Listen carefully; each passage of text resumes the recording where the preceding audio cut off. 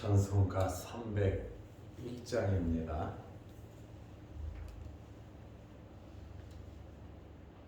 찬송가 301장. 지금까지 지내온 것 주의 크신 은혜라. 한이 없는 주의 사랑 어찌 이루 말하랴. 자나깨나 주의 손이 항상 살펴주시고 모든 일을 주 안에서 형통하게 하시네. 어느 맘도 연약하나 세마다 살았네. 물 붓듯이 부으시는 주의 은혜 족하다. 사람 없는 거리에나 험한 산길 헤맬 때 주의 손을 굳게 잡고 찬송하며 가리라. 주님 다시 배울 날이 날로 다가와. 무거운 짐 주께 맡겨 벗을 날도 멀잖네. 나를 위해 예비하신 고향집에 돌아가 아버지의 품 안에서 영원토록 살리라. 아멘. 사도신경으로 우리의 신앙을 고백하겠습니다. 전능하사 천지를 만드신 하나님 아버지를 내가 믿사오며 그 외아들 우리 주 예수 그리스도를 믿사오니 이는 성령으로 잉태하사 동정녀 마리아에게 나시고 본디오 빌라도에게 고난을 받으사 십자가에 못 박혀 죽으시고 장사한 지 사흘 만에 죽은 자 가운데서 다시 살아나시며 하늘에 오르사 전능하신 하나님 우편에 앉아 계시다가 저리로서 산자와 죽은 자를 심판하러 오시리라. 성령을 믿사오며 거룩한 공회와 성도가 서로 교통하는 것과 죄를 사하여 주시는 것과 몸이 다시 사는 것과 영원히 사는 것을 믿사옵나이다. 아멘. 하나님의 말씀 누가복음 3장 1절 2절 말씀입니다. 누가복음 3장 1절 2절입니다. 디베르 황제가 통치한 지 15해 곧 본디오 빌라도가 유대의 총독으로 헤롯이 갈릴리의 분봉왕으로 그 동생 필립이 이두레와 드라고니 지방의 분봉왕으로 루사니아가 아빌레네의 분봉왕으로 안나스와 가야바가 대제사장으로 있을 때에 하나님의 말씀이 빈들에서 사가랴의 아들 요한에게 임한지라. 아멘. 2절 말씀까지 보았습니다. 오늘부터 우리는 누가복음 3장을 봅니다. 1장, 2장을 우리가 보는데 한 달 정도 걸렸습니다. 누가복음 1장, 2장을 보면 세례 요한의 출생에 대해서 설명을 하고 있습니다.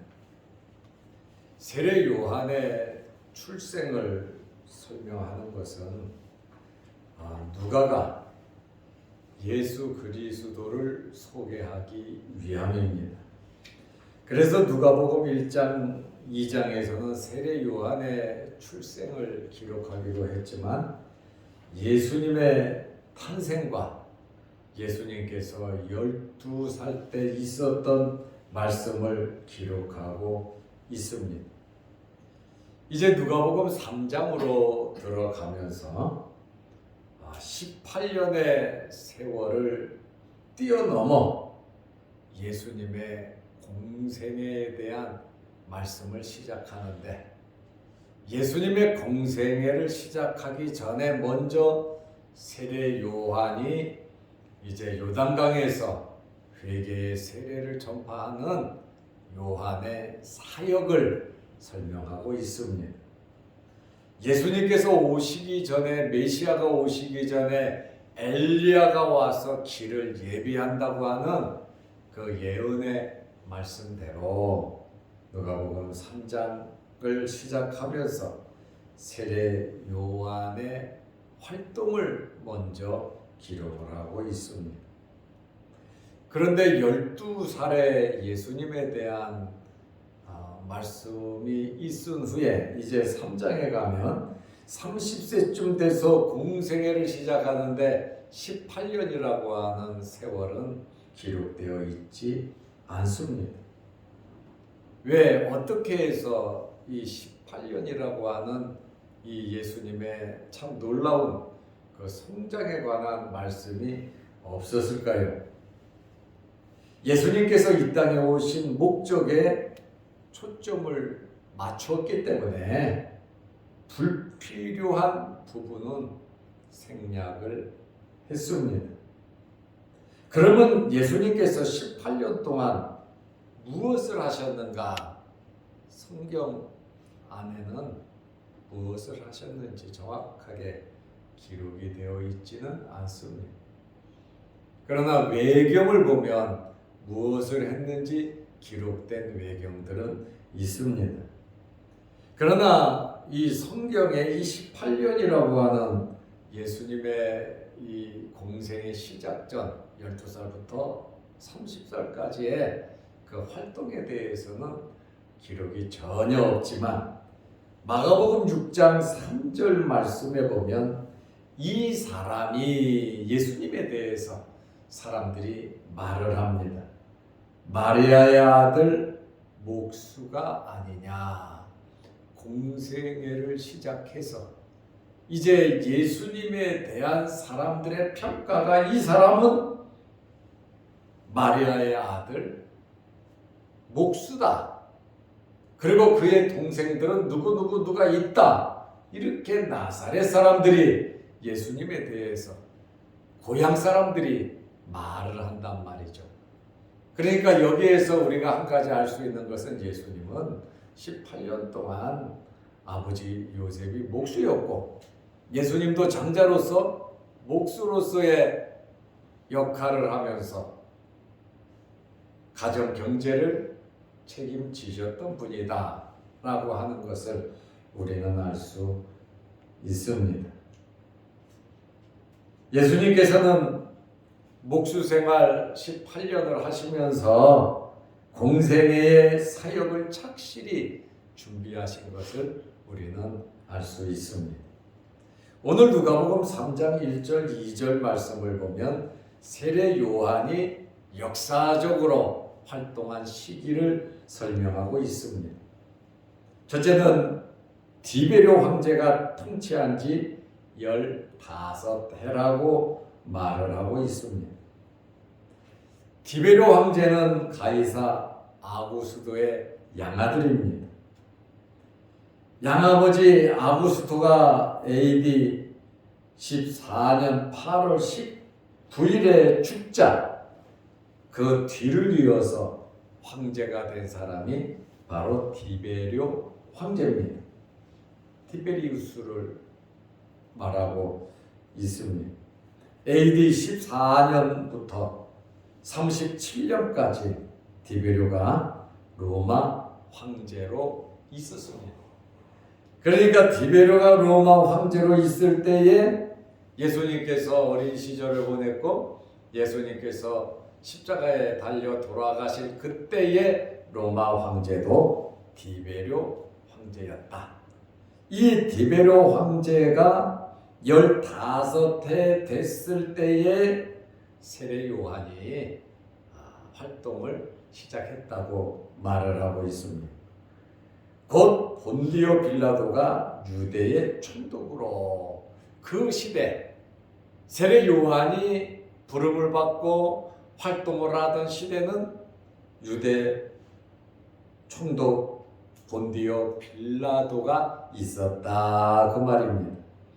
AD 26년경에 유대 5대 총독으로 본디오 빌라도가 임명이 되었습니다.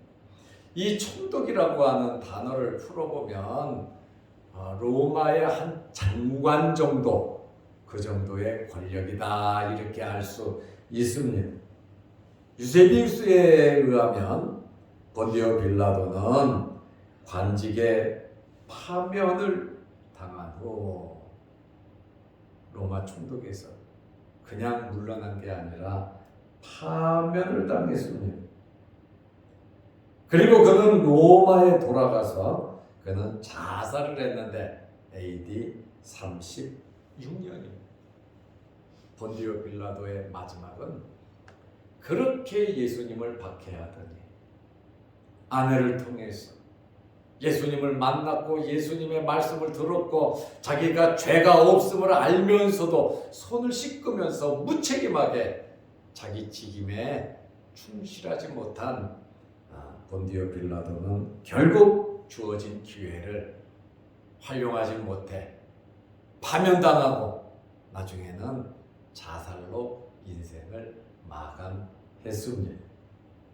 우리에게 주어진 기회, 하나님의 말씀대로 잘 섬기고 살아갈 수 있는 기회가 우리에게 주어졌을 때 우리는 내 양심에 꺼리낌 없이 우리 신앙 양심에 꺼리낌 없이 우리는 생활을 해야 합니다.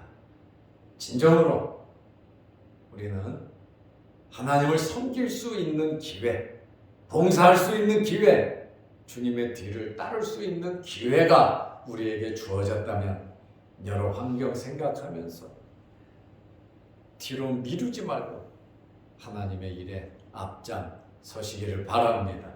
기회는 항상 있는 것이 아닙니다. 그리고 헤롯의 아들 대헤롯의 아들 헤롯이 갈릴리 분봉왕으로 있을 때입니다. 이 사람은 헤롯 대왕, 예수님이 탄생할 때 있었던 왕이 헤롯 대왕의 헤롯가의 왕인데 이 사람은 이때 나이가 굉장히 많았어요. 이 헤롯이 이스라엘을 다 다스렸는데 헤롯이 죽자 나라를 로마가 나누어서 왕을 여러 명 세웠는데 그 중에 이 헤롯 대왕의 아들 헤롯 안디파스 이 사람을 보통 헤롯이라 그래요. 세례 요한을 잡아 죽인 사람입니다. 이 사람은 갈릴리와 베레아를 BC 4년부터 AD 39년까지 통치를 한 사람입니다. 그리고 그 동생 이복 동생입니다. 대헤롯, 헤롯 대왕의 아들이에요.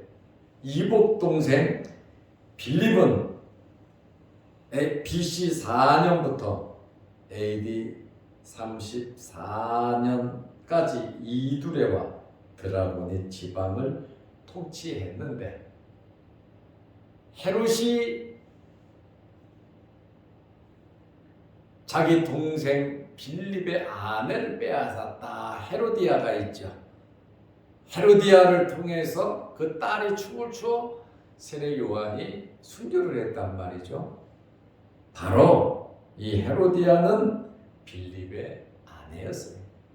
자기 이복 동생의 아내였는데 헤롯이 보니까 마음에 든단 말이에요. 그래서 강제로 빼앗아갔습니다.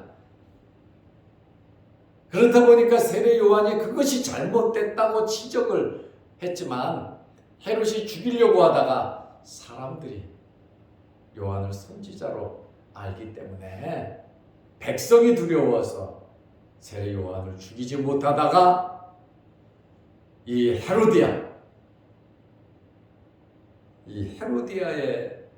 계략에 의해서 세례 요한이 죽지요. 바로 이 헤롯 안티바스와 이 빌립의 관계는 그런데 헤롯 대왕 아버지가 죽자 그 아들들이 이렇게 이스라엘 지역을 나누어서 다스렸어요. 그리고 루사디아라고 하는 이 사람은 잘 알려지지도 않은 사람입니다만은 아빌레네를 통치했는데 아빌레네는 다메섹 북동쪽 레바논 산맥의 소왕국입니다. 이렇게 세례 요한이 활동을 시작할 때에 그 시대의 주변 환경을 누가가 정확하게 기록을 해 놓았습니다. 그리고 누가복음 3장 2절에 보면 안나스와 가야바가 대제사장으로 있을 때에 그랬어요. 안나스와 가야바는 대제사장이 맞습니다. 안나스는 장인이고 가야바는 사유입니다. 안나스는 AD 6년에 로마 황제 구레뇨가 임명을 했습니다. 안나스는 AD 6년에서 15년까지, 가야바는 AD 18년에서 36년을 대제사장으로 있었습니다. 실제로 예수님 십자가에 달려 돌아가실 때 또 세례 요한이 활동하고 예수님께서 활동하실 때의 대제사장은 가야바였습니다. 그런데 장인도 대제사장으로 나오고 가야바도 대제사장으로 나옵니다. 왜냐하면 로마에서 정치적으로 대제사장을 해임을 했을 경우에 유대인들은 그대로 해임된 사람을 대제사장으로, 왜? 자기들이 존경하니까, 자기들에게 맞으니까, 또 이스라엘 사람들의 입장에서 쓰니까 대제사장으로 인정한단 말이에요. 그러니까 이 대제사장직은 원래 레위인 중에 중심직이란 말이죠. 민수기 35장 25절에 보면 대제사장직은 죽을 때까지입니다. 그런데 이 당시에는 로마에 의해서 임명을 받았고 정치적인 상황에 따라 대제사장이 로마에 충성하지 않으면 잘라버렸다는 거예요. 그리고 다른 사람을 정치적으로 대제사장을 세웠는데 안나스를 자르고 2, 3년 지난 후에 그 2, 3년 동안 로마에서 임명한 대제사장이 없었어요. 마음에 드는 사람을 골랐겠죠. 그래도 충직하게 충성서약을 한 가야바를 대제사장으로 세웠다라고 하는 그러한 말씀입니다.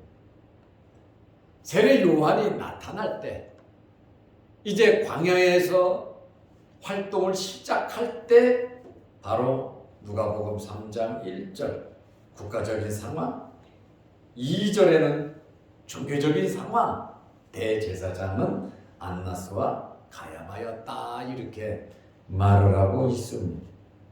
그래서 2절 말씀에 보면 하나님의 말씀이 빈들에서 사가랴 아들 요한에게 임한지라. 세례 요한은 어디에 있었느냐?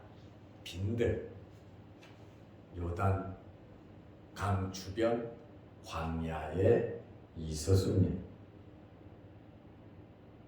세례 요한은 소년 시절부터 유년 시절부터 시작해서 30세 부름을 받는 그때까지 누가복음 1장 80절을 보면 황량하고 거친 빈들에서 기거했습니다. 늦지막이 아들을 낳아가지고 광야로 보낸다는 것이 그거 쉬운 일은 아닙니다. 사가랴와 엘리사벳이 어린 시절은 키웠죠. 그러나 그는 광야에서 엘리야와 같은 심성을 갖추고 영적인 훈련을 받고 메시아의 길을 예비하기 위해서 태어날 때부터 받은 그 말씀을 이루기 위해서 세례 요한은 철저하게 나시린으로서의 삶을, 자기 절제의 삶을 살아가며 빈들 광야에서 지냈다라고. 귀한 집 자손인데 늦지막이 정말 기적적으로 태어난 자식인데 레위인의 가문인데 제사장의 아들인데 그는 광야에서 철저하게 훈련하고 준비된 생활을 했다는 겁니다. 마태복음 3장 4절 말씀해 보면 요한은 광야에서 낙타 털옷을 입고 허리에 가죽띠를 띠고 음식은 메뚜기와 석천이었더라. 이렇게 마태는 세례 요한의 광야 생활을 말을 하고 있습니다. 요한은 자기가 하고 싶어서 자기 시간대로 일을 한 것이 아니라 하나님의 말씀이 임함으로 성령께서 역사하심으로 그의 사역을 시작했다는 거예요. 내 마음이 아무리 급해도 내가 하고 싶어도 내가 생각할 때는 이번이 기회고 찬스인 것 같아도 하나님의 허락이 있을 때까지 기다릴 수 있는 여유로움이 여러분에게 있으시기를 바랍니다. 우리는 성령의 감동, 하나님의 말씀의 역사를 때로는 기다릴 줄 알아야 돼요. 하나님께서 감동을 주셨음에도 불구하고 우리가 머뭇 하다가는 우리에게 주신 사역이 없어질 수가 있다. 기회를 놓칠 수가 있다라고 하는 것을 우리는 분명히 알아야 합니다. 하나님의 말씀으로 요한의 사역을 시작했지만 요한의 사역이 맞춰지는 것도 하나님의 말씀으로 다 됐다, 다 이루었기에 예수님께서도 그것을 요한보다 큰 이가 없다, 요한을 인정하고 요한을 칭찬하시는 그러한 모습을, 세례 요한이 자기 사명 다 감당했음을 예수님께서도 선언하셨습니다. 시작과 끝은 계시록 22장 13절 말씀, 나는 알파와 오메가요, 처음과 마지막이요 시작과 마침이라고 주님께서 말씀하셨습니다. 우리의 시작과 끝, 우리의 태어남과 죽음, 모든 일의 시작과 끝, 과정까지 하나님께서 주관하신다는 이 사실을 여러분들은 믿으시기 바랍니다. 결론으로 말씀드리겠습니다. 오늘은 요한이 활동을 시작한 시기에 대해서 말씀을 드렸습니다.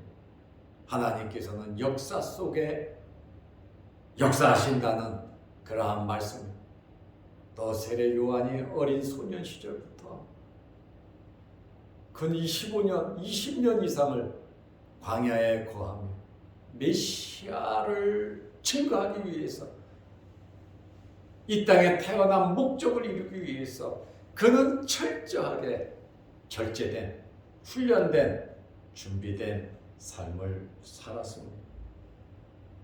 하나님의 일은 여러분 우연히 이루어지는 게 아니에요. 하나님께서 쓰시는 사람은 그냥 아무나 불러서 쓰시는 것이 아니에요. 하나님께서는 준비된 자들을 쓰십니다. 그러므로 우리는 철저하게 하루하루 정말 준비된 삶을 살아야 때가 왔을 때, 기회가 됐을 때 우리는 쓰임받을 수 있는 겁니다.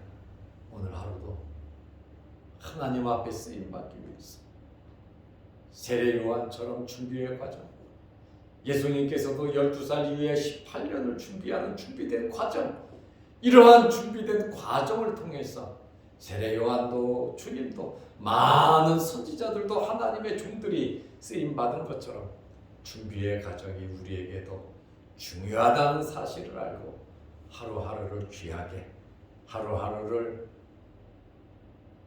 유직하게 하나님께서 원하시는 그러한 삶을 살아가시기를 바랍니다. 기도하겠습니다. 아버지 하나님, 오늘 새벽에도 우리를 일깨워 주셔서 감사합니다. 추위가 물러가고 이제 기온차가 심한 날씨가 변하는 환절기에 우리 몸 상하지 않도록 건강의 복을 내려 주옵소서. 오늘 이 새벽에도 주의 전에 나와 머리 숙여 기도합니다. 하늘문 열리게 하시고 우리의 기도에 응답하여 주옵소서. 세례 요한이 20년이 넘도록 준비한 것처럼 우리들도 하나님께 쓰임받기 위해서 하루하루 준비된 삶을 살아가게 하시고 하나님 역사하실 때 우리가 아름답게 언제 어디서나 쓰임받게 하여 주옵소서. 영상을 보며 함께 말씀으로 은혜를 나누는 성도들에게도 함께 하옵시며 오늘 수요일 저녁 예배로 모일 때에 함께하여 주셔서 우리가 모여 예배 드리는 일에 준비하는 일에 힘쓰게 하옵소서. 예수님의 이름으로 기도드리옵나이다. 아멘. 하늘에 계신 우리 아버지여, 이름이 거룩히 여김을 받으시오며 나라 임하옵시며 뜻이 하늘에서 이룬 것 같이 땅에서도 이루어지이다. 오늘날 우리에게 일용할 양식을 주옵시고 우리가 우리에게 죄 지은 자를 사하여 준 것 같이 우리 죄를 사하여 주옵시고 우리를 시험에 들게 하지 마옵시고 다만 악에서 구하옵소서. 대개 나라와 권세와 영광의 아버지께 영원히 쌓옵나이다. 아멘. 자유롭게 기도하시기 바랍니다.